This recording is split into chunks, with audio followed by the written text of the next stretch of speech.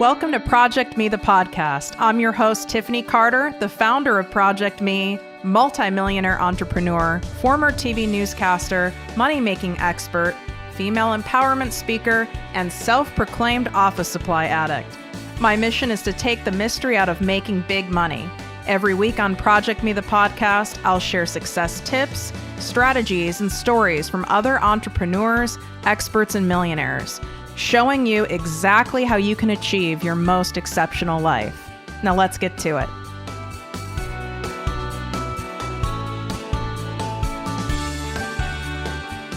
Are you feeling lost in the entrepreneur corn maze? You're going all these different directions and nothing is really leading you anywhere, and certainly not leading you to make any consistent cash in your business. And you're growing more and more frustrated, overwhelmed, and then it paralyzes you. Well, growing your business is a seriously exhausting process if you don't have a strategic plan in place. Now, while winging it may have worked for you in the early stages or even be working a little bit for you now, if you want to see major next level cash, you need to have a plan.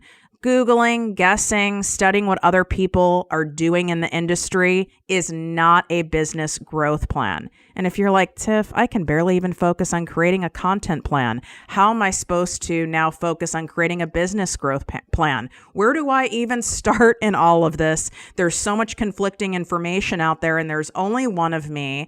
I don't know what to do. And if someone could just freaking show me what to focus on and just laser in on that and forget the rest, and I have confidence it's going to work, I'll do it. Well, I know you're at this exact spot because I was there myself, and I'm paying it forward by bringing back my world famous free live training series, 3 Days to Make Bank. In this free 3-day live training series, I'm going to focus you in on the 3 things that you need to give your time, energy, attention, and money to in order for you to get that next level cash in your business. Day 1 is how to determine whether your niche is profitable versus specific and how to fix it. Day 2, learn to create content that sells for you so you don't have to. And day 3 is how to handle the dreaded, I can't afford it and I have to check with my husband objections. We're covering those in a straightforward, clear, zero fluff way over these 3 days.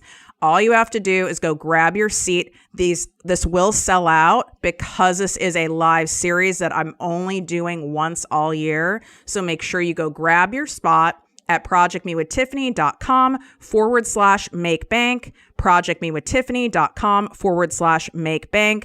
The link is also in my bio on Instagram at projectmewithtiffany.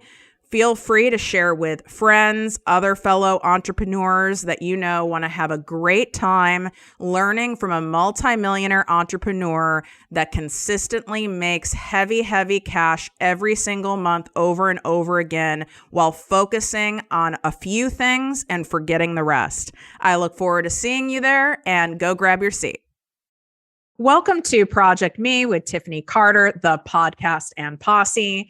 I'm your host, Tiffany, and we are going to get your head out of your ass today when it comes to not showing up and doing the damn thing that I know you want to do. We've been programmed by society, by government, by the people who raised us, even significant family members, marriages, all those things in our lives. We've been programmed. There's been seeds of doubt that have been implanted in us over time where you're afraid to fully show up as yourself. You're afraid to quit your job and do what you really want to do. You're afraid to make waves. You're afraid of what people will think of you. Then you get into comparisonitis. Then you get stuck. Then you don't do anything. Then you beat yourself up for not doing anything. And around we go. The reason I know that is it took me 10 years to do what you hear me doing today. 10 years. I had the idea, the concept, my ideal client, my audience. I had the money to even start the business, start the podcast. I knew what the hell I was doing because I already was an entrepreneur. So all those things of, I don't know what I'm doing. I don't have the money. I had all that and I still didn't do it because of a lot of the stuff we're going to talk about today and the stuff from my childhood. Is that perfectionistic stuff, that who's going to listen to me? Like, who do I think I am? Because that's what was said to me all the time. So I brought on one of my new favorite people who hates being called Andrea. So don't mistake it. It's Andrea. Her last name's Ashley, which I was like, oh, is that your middle name? And then she flipped out. So Andrea Ashley, she has this incredible podcast. I'm telling you guys, this is a whole God thing that she and I met. Like, this is undeniable to me. And I love sharing evidence, whether it's God, your higher power, the universe, whatever you believe in. I love sharing evidence of these kind of like cool moments and miracles that you just can't make up. You really can't. And I don't know if you even know this, Andrea, but no, please tell. Yeah, you don't know probably. Mm-mm. So I was listening because you guys know I'm going through like heavy shit right now. And you know, I show up regardless and I show up for all of you, but like there's some serious self-management going on, you know, behind the scenes over here. And I've also been really open, right, that I'm in a recovery program and I have been for 7 years called Adult Child of Alcoholics and Dysfunctional Families. And so I was looking for podcasts where I just needed to be infused with recovery. And I started with there's an Al-Anon one, which is for, you know, codependence. And you were a guest on that Al-Anon. The recovery show? Yeah, the recovery show. Mm-hmm. And you were a guest. And I go, are you fucking kidding me? There's an adult child show. And I was like, why didn't I know this? Like, this is wildness. Like, and this is crazy. I immediately went to it. And this is her podcast, the Adult Child Podcast. So all you have to do is type it into Google or any podcast platform. If you've had a fucked up childhood, this is your girl. Okay. Like, if you had any kind of stuff go down in any way, it doesn't have to be there was like alcoholism or addiction. It could just be there was, you know, dysfunction, emotional abandonment, verbal abuse, chaos in your childhood. But I listened to your show and I was like, oh my God, we have similar personalities. We share a lot of stuff. We swear. We're very kind of like almost like sassy and sarcastic. I'm like, this is a person. I vibe her. And I then found her on Instagram, DM'd her. And she's like, you're texting me. And I was like, oh my God. And I just prayed.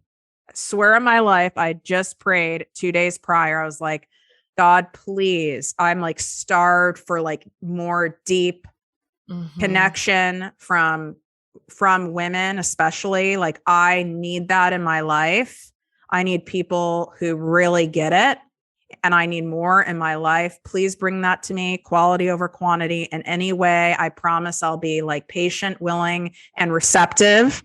Because if you're not like doing stuff to quiet your mind and to be present, you'll miss these hints and things, right? Like, I wouldn't have, if I was so busy tasking, I wouldn't have taken the time to text you. But also, how funny is that? If I didn't have a podcast, I might have not DM'd you. I probably wouldn't have, knowing me, right? Like, I was like, I know I need to have her on the show. So I had a reason to DM you. And it's like, look at all that's happened. And now you have, I always forget the name of the app. What's the name of the Patreon? I keep saying Peloton, which obviously isn't that. Yeah, it's not not really close at all.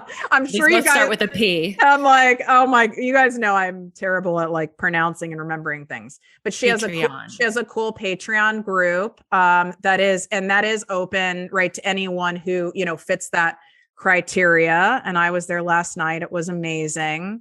And really what we ask for does come to us, but not when we're in our own way. So the crazy thing about this bitch I have on today is that she's a CPA. Like, you'll see, the last thing I expected her to be. And I want you to talk about that. But first, let's go into some of your backstory so people can understand, like, what does it mean to be an adult child for you? Yeah, of course. Hello, it's Andrea, not Andrea. And my last name is Ashley. I'm not one of those girls. Sorry if you're one of them. Sorry if you're one of those girls that uses your first and your middle name. But I am scared to death that people think that I am, because that is the furthest thing from me. So adult child, initially this term was used to describe somebody that grew up in just an alcoholic household, but and that came about in the late 70s, early 80s, but it didn't take them long before they realized that there were quite a few different types of dysfunctional families that could still produce, an adult child. And so for me, I always knew that my childhood was less than ideal, but I also knew that others had experienced much worse than I had. I was never sexually or physically abused. I was always taken care of. But I grew up, with an alcoholic mother and a workaholic absent father. And, I found out my mom was an alcoholic when I was 7. And, but then I started acting out at like 12. So then, I became the identified patient scapegoat, probably closer to 9 when I started to develop some separation anxiety, but 12 was when I started to drink and use drugs. And so then I was a hot mess express from 12 to 19. And I can give this is my favorite story to show how, to give you an idea of what I was like when I was drinking. So, everybody reacts differently to alcohol, but I am somebody that just becomes a fucking hot mess express when I ingest alcohol. So it was my senior year of high school, and I get invited to this birthday party. And there were some stipulations on me being allowed to attend. I was only allowed to drink beer. Initially, they told me, though, I couldn't drink at all, but I was able to negotiate to beer only. And this was because with this particular group of people, I had been a fucking shit show several times before. So I fully intended to follow this beer only policy. So I drank a bottle of wine by myself beforehand because I thought that this would, give me my kickstart to where just drinking beer would be good enough. So I go to the party. It's probably only an hour there that I start sneaking liquor. It's only about an hour after that I'm getting kicked out of the party and escorted home by 2 people there. Well, what did I do? Well, I called a taxi, and I had that taxi take me right back to the party. And when my re-arrival was not warmly welcomed, well, I created quite a lot of noise and made quite a big scene, which caused the neighbors to call the police. And everyone at the party, including me, was arrested for underage drinking. So that's who I was when I drank. So I know you're really bummed that you didn't have an opportunity to drink with me. Wow. I mean, and if I was at that party and I got busted because of your ass, I would have hated you. Oh, everybody hated me. Everybody hated me. And how can you blame them? But so I eventually got sober at 19. I was a daily drinker, around the clock drinker by that point. But, I thought that alcohol was my problem, right? And, I entered sobriety with a broken man picker, as most do. Most people don't enter sobriety with a plethora of healthy relationship experience or, high self-esteem and self-worth. So I had a broken picker, but so did all of my friends that got sober with me. And then what happened was that their picker started to improve, and my picker was not improving. And not only was my picker not improving, I was crazier, and each relationship was more painful, and I acted and felt crazier in each relationship.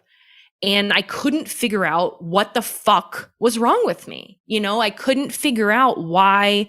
And I was never somebody that hopped from one relationship to the next, which I'm grateful for. But, I'd get out of a relationship, I'd be a wreck, but then I'd be single for a year, and I'd feel really fucking good about myself, and I'd love my life. And but as soon, literally after 1 or 2 dates, as soon as I would start dating somebody, my peace of mind was completely hijacked, and I couldn't, and I was just in it to win it, right? After, once I decided I liked somebody after the first date or so, I would stop collecting any more data, this is my person.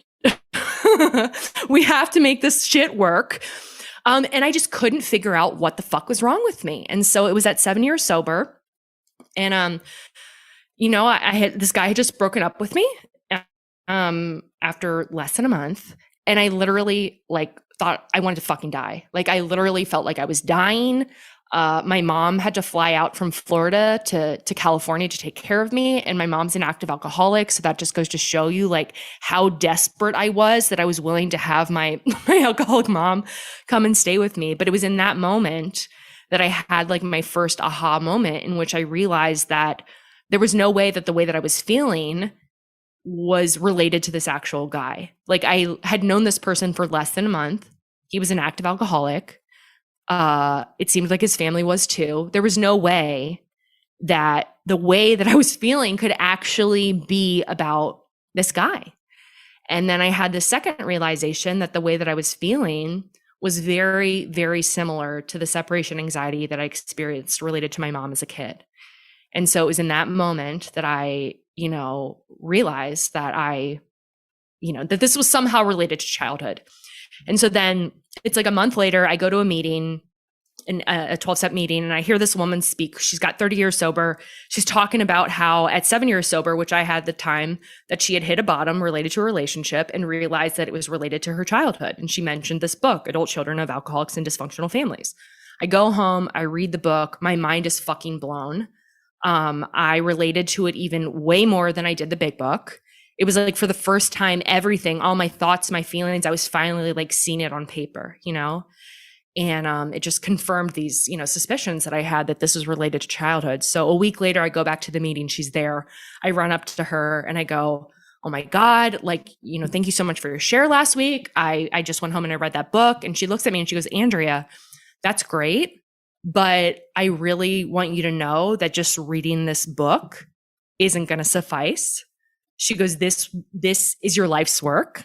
She said, this will take you years to work through, and you have to treat this as seriously as you did your alcoholism.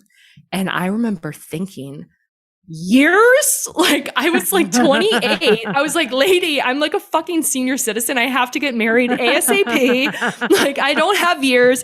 How about a few months? Like if not yesterday. And I just really hoped that her childhood was like way more fucked up than mine had been, And so I was like, all right, I'll take a year off from dating. And I read this book and I was like, that's surely going to be enough. And then enter Brian number 2 at 9 years sober. So it was, my bottom was the tale of two Brians. And yeah, nothing had fucking changed. And not only had nothing changed, I had gotten worse. And it was the next 6 months were like the darkest days of my life. I reached new depths of pain. I felt crazier than ever. And that pain was the biggest fucking blessing of my whole life, because I finally saw and realized that what I was dealing with, my unresolved childhood pain and trauma, which I never had ever thought that I had experienced trauma, was even more powerful and severe than my alcoholism was. And that my life depended upon treating this just as seriously as my alcoholism. And that's what I did,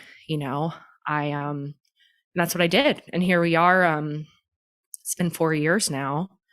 And it has been a fucking wild and crazy ride. I mean, there's still, more work to be done, but the amount of growth and transformation that has occurred has been fucking profound. And that's why I felt so compelled to create the podcast. Last March 31st, 2021 was my first episode. So when you went to go create that podcast, I mean, it's pretty obvious, I'm sure, to everyone listening, like you're someone who speaks her mind and you come across like very confident, but I know there's like, lots of shit that goes on upstairs, right? Because I come across similar. That doesn't mean I don't have, I'm not riddled with self-doubt and anxiety sometimes. What was that process from idea and desire to start a podcast to actually pulling the trigger and doing it? Did you have a lot of resistance, or were you like, oh, I'm amazing, everyone's going to listen to me, I'm doing it?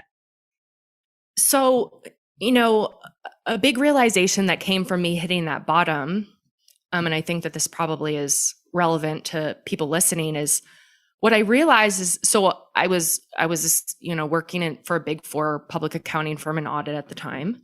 And I realized that sounds really fun. Yeah. So now I'm not like an actual CPA. I do recruiting for a CPA firm, but so I call myself a recovering CPA, but I still need to get the fuck out of that industry. But so I had this realization that, not once had I truly considered what a fulfilling life or career would look like outside of a relationship.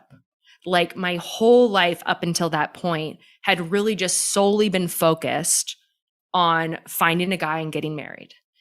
And so hitting that bottom was just this realization of how much I was selling myself short in life and how I was, letting my potential go to waste. And so I embarked on this journey to figure out why the fuck I was put on this earth. And, it was basically just a series of just like these very profound spiritual, universal experiences, and mostly related to my interactions with strangers. So I've always been somebody that's like an oversharer, or, I will talk to anybody. And I also wonder too, if that's partially to do, you're an only child as well, right? Yeah. I just wonder if people that are only children, like we just are more willing to talk to, I don't know, strangers. My mom said I have full conversations with myself. Do you do that as well? Yeah, of course. Or is that not normal? No. Okay. No, it is. So I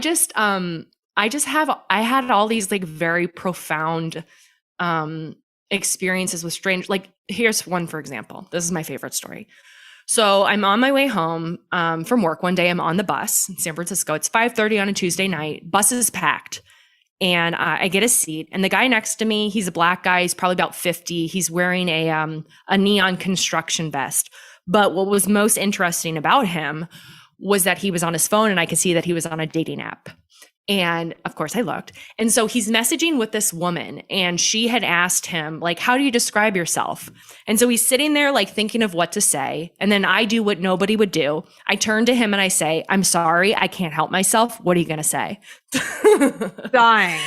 Yeah. And so he goes, I'm going to tell her the truth. And he goes, and this is the truth too. He scrolls up to the message that he sent her right before she asked him to describe himself. And what he had said was, before we go any further, I just need to let you know that in July of 2017, I got out of prison after serving 28 years. And so the first thing that I said to him was, her response to you is so fucking weird. Like she literally responded saying, how do you describe yourself as a person? Like she didn't make any note of what the large bomb that he had just dropped. And I was like, that's so weird. Is she like a robot? And he was like, yeah, I guess maybe you're right. And then the next thing I asked again, I'm sure probably nobody else would ask this. I go, do you mind me asking, was it for murder? And he said, yeah. And he told me that he had grown up, I think, down by where you are, somewhere in Southern California. His dad was in prison. His mom was an addict. When he was 14, he joined a gang. When he was 19, he was convicted of a double homicide. He wasn't the one to pull the trigger, but he had orchestrated it. And that he was initially sentenced to the death penalty. And that a few years into his sentence, it was overturned. And he said that he knew in that moment that his life was saved for a reason. And he got his GED, he got his associates, he became a certified addiction counselor. And we just like chatted. And, I told him that I didn't judge him at all. And that, I could have easily killed somebody when I was drinking and driving. And so then it got to my stop, and he got off the stop with me. And then that's when he told me that his stop was actually like several stops back, and that he had stayed on to continue to talk to me. And I gave him, his name was Marvin. I gave him a hug. And we exchanged numbers. And at this point, like I had just like very profound experiences. This is one of the more profound ones, but I just remember walking home from the bus stop and just my body being like buzzing with energy. And, what I've just learned about myself, is that there's something about me that when I open up, people, strangers, they feel comfortable getting vulnerable with me. Like, I don't know how many times I've heard people say, I can't believe I'm telling you this. I just met you and I haven't told this to anyone. And so I just realized that this is my gift, that for some reason, like when I'm authentic and open and vulnerable, that people feel safe sharing with me. And so it was like over the course of those for like several years, I had all these ideas for like creative ventures, you know? I wanted to start a blog or something called talkstostrangers.co. Like another time, I went to a concert with my Lyft driver once. Okay, that's which weird. is another great story. So, but I just could never bring anything to the finish line. And it was just like, I don't know, you know, if it was resistance or if it was just because it wasn't meant to be. But I just remember telling my therapist over and over again, like, my fear is not that I'm not capable of living like in my potential. It's that I'm going to always let resistance get in the way. You know, it's not that I'm not capable, but that I'm just not going to actually be able to like pull the trigger and actually do the damn thing. And I guess it was September 2019. The universe had been putting a lot of people in my life that needed me to share that I was an adult child and share that with them. And it was just becoming clear to me that this was part of my purpose. And I remember I was driving over the Golden Gate Bridge one day. I remember Running Down a Dream by Tom Petty was on in my car. I remember I was drinking a coconut LaCroix, and all of a sudden the idea for the podcast came in my head. And so, you know, I thought, I can't do this on my own. I was like, if I tried to do this on my own, it's never going to happen. So I found these two girls to help me come up with the, just kind of help me come up with the scripts and the outlines and everything like that. And after working with them for like a couple weeks or a couple months, I was just, it wasn't worth it. Right. It was like, they were giving me things and, I was changing so much of this, but I needed them to help me get started because I really didn't think that I could do it on my own, you know? And, cause I've always just, the thing with me, so the limiting beliefs that were ingrained in me about creativity and stuff like this is like, one, creativity is not a value, you know, like being artistic or creative, it's not a value. You don't do something on your own. You stick with what's safe. You stay a part of, you know, a big organization or corporation that's already structured, that there's already a nice, clear ladder, you know, steps paved for you. And so those were kind of the messages that had been ingrained in me. So then I just started doing it myself. So I started working on it in September. I was planning on launching it in October. I didn't launch it until March.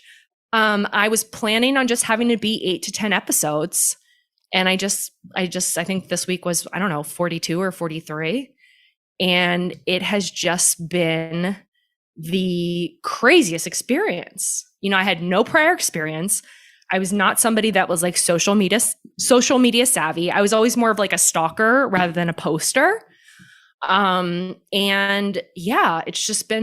has been fucking insane. Like fucking insane. Like if you just the messages, like if you just read, it just makes me emotional. You know, I will cry about it. The impact that this is having on people is fucking crazy, you know? And there's still so many people out there that need to find it. But I think that, you know, I'm just being me. And I think that that's why, you know, people are relating to it so much because, you know, there's a lot of like, you know, humor and self-mockery, but not in a self-deprecating way, you know? Yeah, I agree. And so, it's just been, but here I am, you know, I'm ready my goal was to have this be out of my current job by the end of last year, 2020. And that was not the case. And I started to get in my head, you know, about it. And what was really frustrating about that was that I felt like that I couldn't fully appreciate the work that I had done, everything that I had accomplished, the impact that this has had because I didn't reach that goal. And it really fucking frustrated me that was taking away from me being able to fully appreciate all that had occurred like in those 9 months, you know? And I've kind of, I got out of that, I got out of that. But the thing is that the downside about this podcast is that it's made me hate my fucking job. And I didn't already like it before. And I really wish that I could be somebody that works hard no matter what. And I'm not. And unfortunately, like, this has been a pattern for me. When I'm not into it, I feel like in a way I almost start self-sabotaging. But I just feel like I haven't been living in integrity, and that I haven't been living as my best self, being the best employee that I possibly can be. And, I was planning on having for the past couple weeks, I've been thinking like, I need to just tell my boss like that I need to start thinking about something else, and, I've been hesitant about it, and I didn't do it. And then guess what? Like, God was like, okay, well, if you're not going to do it, like, we're going to have your boss do it. Right. And so, yesterday they had a call, we had a call, and my boss was just like, this isn't working, like, we can either figure out if there's, like, we can help you find something else, or if you want to stay here, like, that's fine. But we're like really gonna, there's going to be pretty heavy oversight on you and all this stuff. And what I was able to say was, I said, first of all, this is not working. You're correct. And I said, second of all, I need to just acknowledge that I 100% know that I am not being the best employee that I can be. I'm not being the employee that you deserve. That is not fair to you. That is not fair to the company. And I just want you to know that I acknowledge this, and I'm aware of this. And I don't know if apologize is right, but he goes, I want you to know that it's not personal. And I go, I 100% know that it's not personal. I said, there's no excuses from me. Like, you are absolutely warranted. And I would be saying the same thing to me if I were you. And I said, it's not fair to you. And so I think he was a little bit caught off guard. Well, yeah, most people wouldn't. I mean, that goes to show you, right, the amount of work you've done on yourself and recovery. I mean, if you were still drinking, it wouldn't have gone down like that, is my point. But it's not. It's like, I don't feel good. Like, it's not, I don't feel good about it. I have not, it's been this like weight on me. And unfortunately, just because of kind of some of the financial wreckage I racked up during my adult child disease, I'm not in a position where I like can't work, like I can't not work. But it has been weighing so heavy on me. Just like, I'm constantly worrying, like, am I going to get fired? Like, am I going to get caught? Are they, and it's a fucking shitty feeling, because that's not who I am, and as much as I've been trying to like kick it into gear, like, they'll have a talk with me and I'll like do well for a couple days, and then it goes down the tubes, and it's like, okay, like, I wish that I could be a really good employee, but like, let's just get honest here. Like, it's not happening. And it's like the universe is like, you're not supposed to be doing this. You're fighting against what the universe is actually telling you. It's like, you need to monetize your podcast. You need to go all in on this. You need to go all in. What part of you, whether it's somewhere in you physically, maybe you haven't identified it yet, is doubting the very crystal clear messages that you're getting?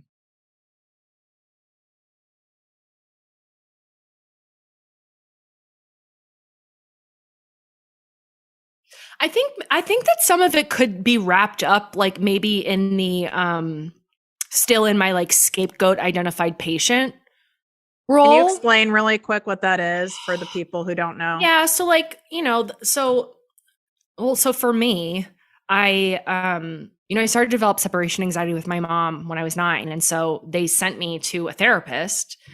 And I remember asking years later, like, did you ever tell the therapist that like you were a horrible alcoholic and that you and dad fought all the time? And it was like, no, of course not. Right. And so I was labeled as the problem of the family. And then I was, I got sent to all these, I got sent to rehab in 8th grade and then boarding schools and all this stuff. The thing though, about me acting out was that it worked in saving my family. My mom stopped drinking as much. My parents stopped fighting, but I was always like such a great student. I was an amazing athlete. I had friends and all this stuff, but it was like, I just was not living to my potential. And so, yeah, I think that, that's the part you played, and there's a groove, right, in your head. Yep. It's a familiarity of that's the self-sabotage. Part I play. And so now you're playing that part. We play that part recreated in our life, even though you don't want it to be that way. It's like, oh, Andrea's like, you're right there. Mm-hmm. You're right there, but not going, not living to your full potential, like you said. It's like, I can tell you, like, consciously, like, these years leading up to this, the whole time, I've known that there's something big coming. Like, I could feel it, but it's, I think it's, that it's, I don't know if it's a part of like a fear of success or fear of failure, but just, it's kind of like with relationships too. Like, right, it'd be great, but like the bottom would always fucking fall out from under me. Because that's what you've experienced most of your life. Yep. But you have a lot of evidence, right? What a lot of you guys listening are like, you want, we all want to know, like, okay, is this going to work? Like, I have no proof it's going to work, right? That's called faith. But you actually have, now that you took the leap and did the podcast, you've had incredibly fast success with a podcast, way faster than I had.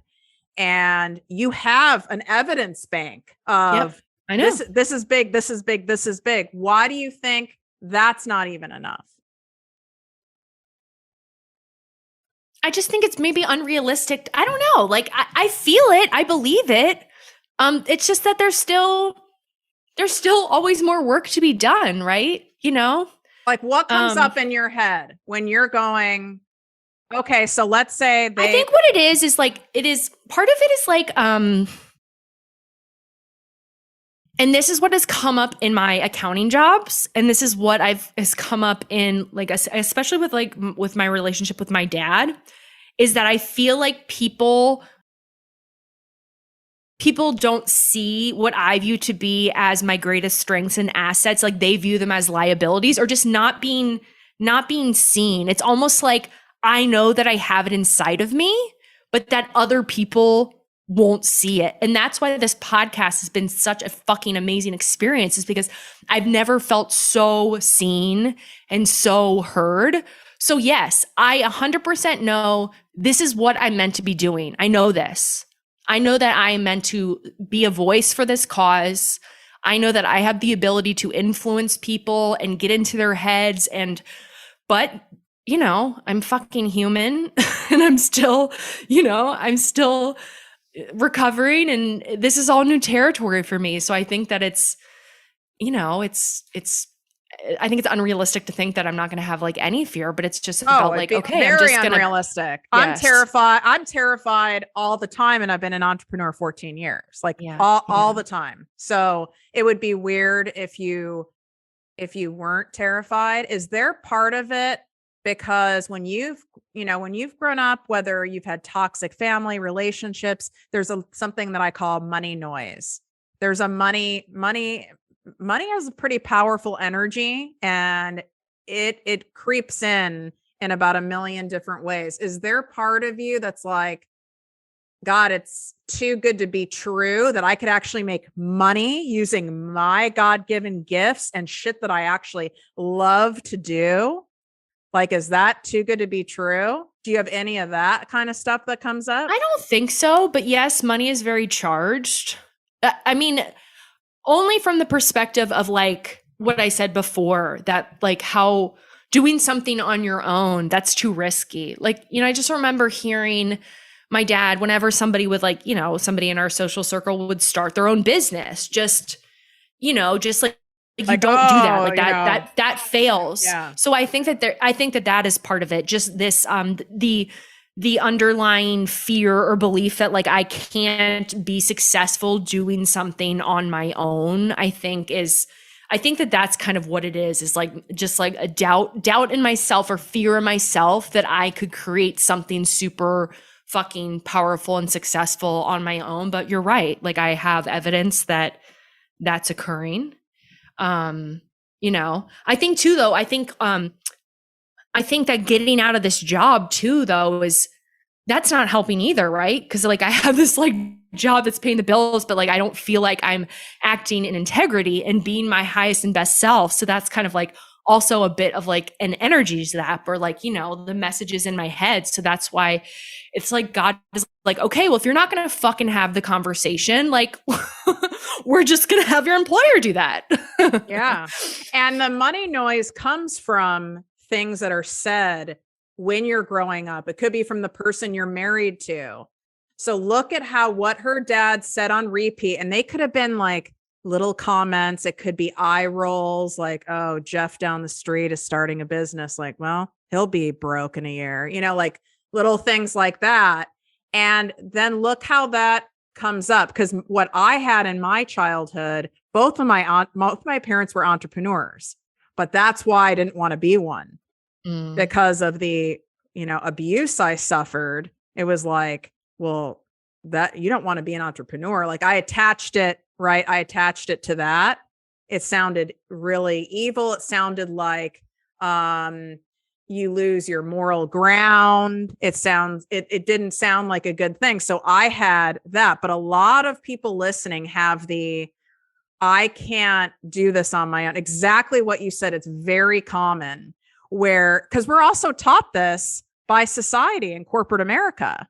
Like you get, you know, I mean, you went to school to get a degree to be able to do this. It's required for what you do, right? So you did the thing. You did the thing that we're taught you're supposed to do.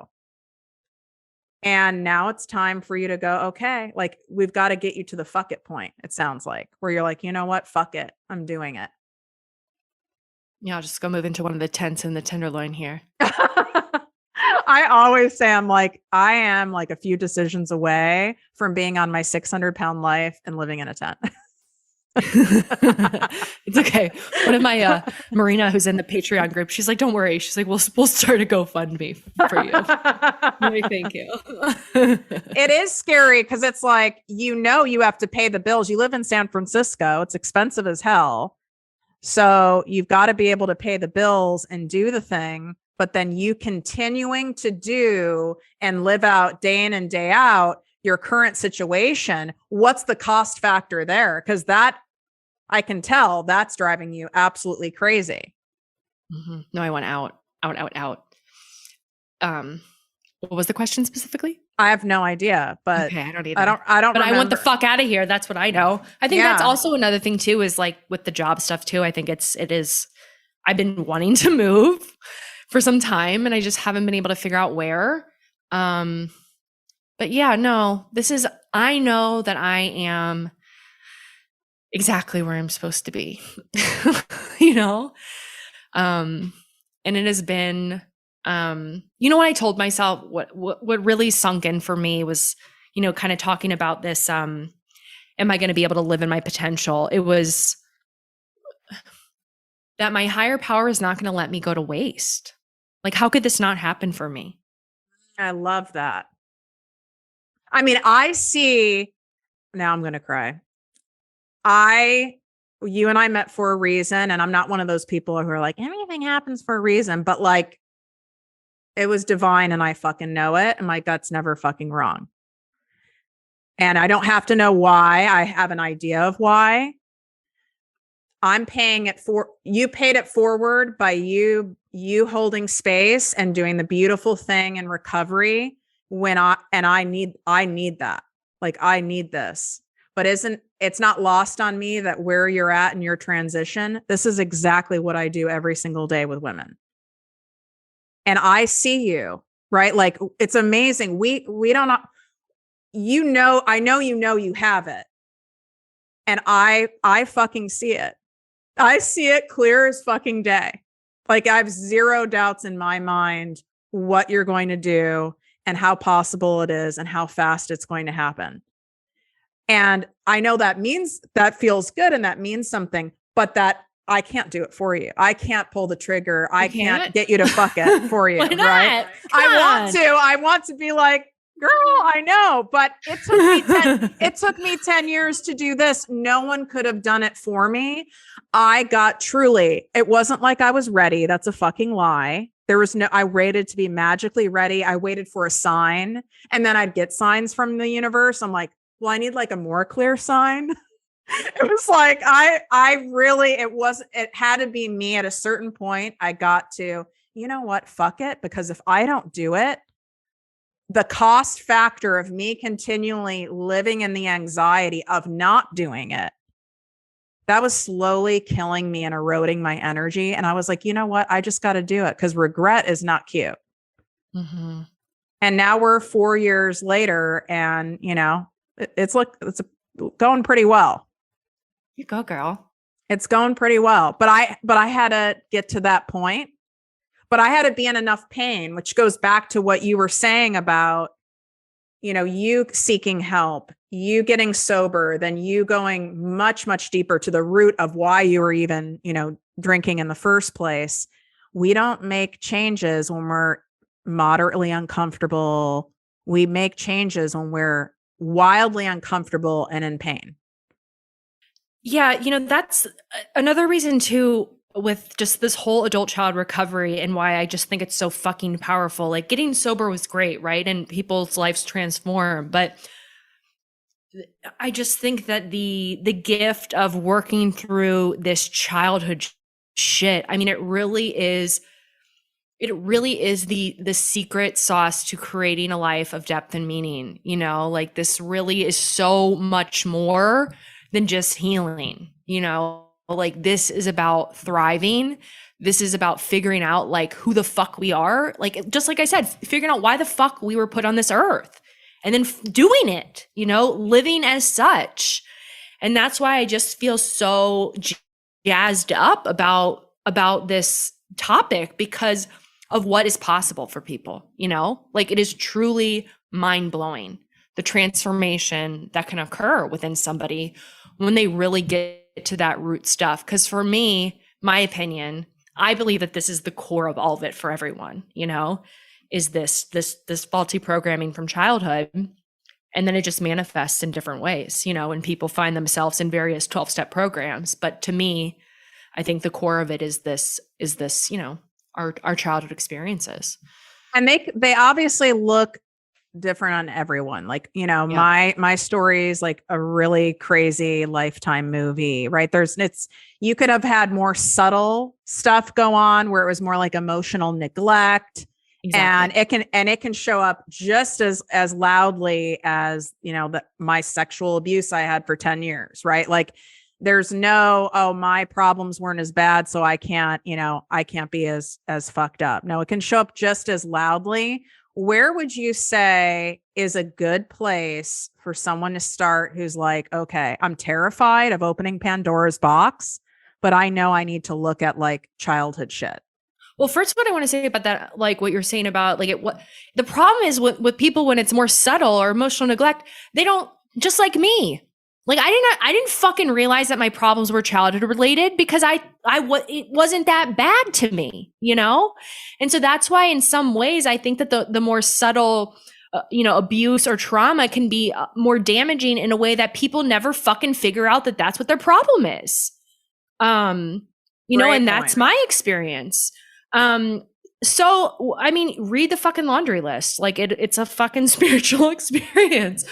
I think, unfortunately, though, at least it's been my experience, like, there's really nothing that can push somebody there other than pain, right. And it's like, we're planting, maybe you're not ready to go there, but like, Tiff and I are like planting the seeds for you, and just when you're ready and like you're fucking done, like, where to go. But for me, I had to have my Brian number 2 and literally want to fucking die before I was ready to do this. Yeah, I mean, they know my story where 7 years ago, my birthday, September 5th, and I know your sobriety birthday is September, which I thought was cool. I went to kill myself and I was in the pharmaceutical industry. So I knew the exact concoction of pills. I had them all laid out. The day before I went and got my nails done, I got my eyebrows waxed, like what, and I knew I was going to kill myself. You gotta look when they find you. I have to look good, right? If someone's going to find me, like I want them to be like, good at the morgue. She was hot. Yeah, get some hot autopsy pics. I mean, what the fuck? But I obviously I wasn't of sound mind, but I had to be I'm not saying you guys have to be at like that point, but the amount of pain. This is why when you come to me, and I know you experience the same thing when people DM or write you, when you guys come to me and you're like, Tiffany, like, I'm waving the white flag. Like, I can't fucking do this anymore. Like, I can't, I can't. I said, I'm thrilled to hear this. Yeah. And this is why, because now this is when the change happens, even though it is excruciating and painful. Now you will be willing to do the shit you wouldn't have been willing to do before. And I don't think it happens even one step before that. It does not, unfortunately. But we all have varying degrees of pain. Right. Like you might not be as stubborn as Andrea and I. You might be someone who gets it way sooner. I'm a pain in the ass. So apparently it takes me a long time, but I notice what usually brings someone to a lot of pain: relationships, like in your case, money, and like a health, like some kind of a health scare or a major consequence, like CPS coming to your house, taking your kids, or being arrested. It's some kind of a major event. Yeah, I think it's typically relationally, not just romantic relationships, but that's what it is, right? This is relational trauma. So that's how it manifests. Yeah. The most. That's how it gets triggered, is in relationships. So I would say this for you guys. I want you to, first of all, you can go reach out and DM Andrea at Adult Child Pod. Everything's going to be in the show notes, but I want you to take a screenshot of this episode, share it on Instagram, tag me at ProjectME with Tiffany, tag Andrea at Adult Child Pod, and share this in your Instagram stories, because without a doubt, just based on stats alone, whether you have an audience of 400 people or 400,000 people, there is a strong percentage of people in your audience that them listening to this episode could be the catalyst that actually changes their life. And I think the other thing too to note too is, like, not only is this, like, when we're talking about the adult child syndrome, we're talking about the disease of family dysfunction.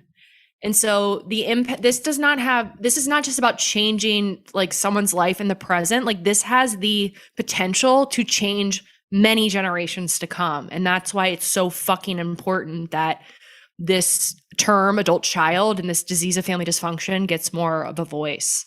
It's so fucking important. It all stems from that. And it's so complex, but this is where the answers lie.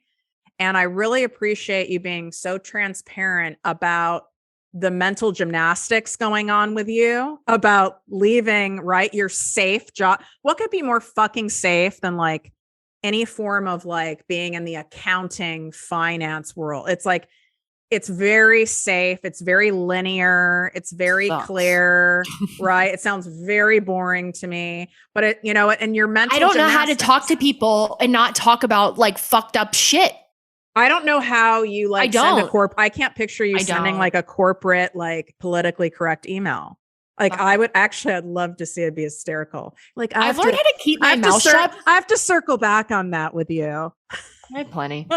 I would die reading that. It would be amazing. But sharing the mental gymnastics, even though you have the proof, right? You have concrete evidence that you can do this. You also are, like you shared with us, you're someone who will go for the ask. You will have a conversation with someone. A lot of us, are more like, even though I'm pretty out there, I wouldn't say I'm even as as upfront and out there as you are. I mean, you definitely have the ability to do it no matter what, where I would like maybe go, well, maybe I shouldn't. Like, I don't want to be rude. Like, you'll do it anyway. You have that factor going for you. And even though you have that, the mental gymnastics still goes on. Mm-hmm. You guys are not alone. Like, this is mind fuckery. I know. There's nothing that will bring up your shit more than going after what you truly want to do in this life. It'll bring up all of your stuff. Mm-hmm. I'm so grateful. I'm so grateful for you. Thank you for this is so awesome. I too have just been like craving deep, authentic connection. I fucking hate fluff. And it's just been, I don't want acquaintances. I just want people that get me. I don't want to have to work at it, Like, I need somebody that gets my sarcasm, like, immediately. Like, there's no warm-up period with me, That's what I love about you. I was like, wow, we have a very similar vibe. I'm like, oh my God, my audience is going to freaking love warm you. Up. I don't know how to be any other way. Thank God, because we have enough fluff, enough sugar coating, enough templates of people. Mm-hmm. We don't need any more of that. And that's not where transformation really occurs for people anyway. Well, thank you for coming on. I love it. You guys share that screenshot, tag me at ProjectME with Tiffany, tag Andrea at Adult Child Pod, and all the links to her show, all the things are in show notes. You can swipe up to get that. All of them are in there, and make sure you pay this forward, because there's no way, like we said, there's no way there's not someone in your audience or in your life that this very episode is going to be a catalyst to open something, to plant some kind of a seed. Thanks for coming on, babe. If you enjoyed this podcast, please write a 5-star review on iTunes. Not only will this make me super happy, but it will allow more listeners to find our special show. Simply help me help others.